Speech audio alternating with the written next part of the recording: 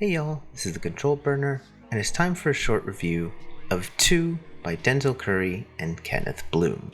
My first impression before listening to this album was being kinda shocked at just how short this record is. At only 9 tracks and 24 minutes, this would easily be the shortest album I've heard in 2026, even beating out that ass Jack Harlow album by 4 minutes. I still had high hopes for this record, especially since the single Difference was a really strong showcase, but I also wondered if this was a sign that they weren't fully confident in what they were recording this time around. And yeah, I might need some ketchup to help eat crow because this is fantastic. For as short as this record is, both Denzel Curry and Kenneth Blume come forward with their A game throughout pretty much every track. The instrumentals through this is some amazing boom bap and jazz rap that mainly relies on these great samples that Blume is able to chop up in a great way to make some very catchy melodies and hard-hitting beats. I especially find it interesting between the vintage sound of the samples and the occasional use of sampling character monologues on songs like Gone Fishing or Evil Grin, on how much it has this MF Doom or Mad Villain vibe to it, which honestly gels with this whole project very well. And on the flip side, we got Denzel, who's continuing to show to be one of the most consistent rappers out there in terms of giving out quality work. His flows and energies throughout all of these always fit with the beat very well, whether it's the fast-paced thrill on songs like the aforementioned Evil Grin and Difference,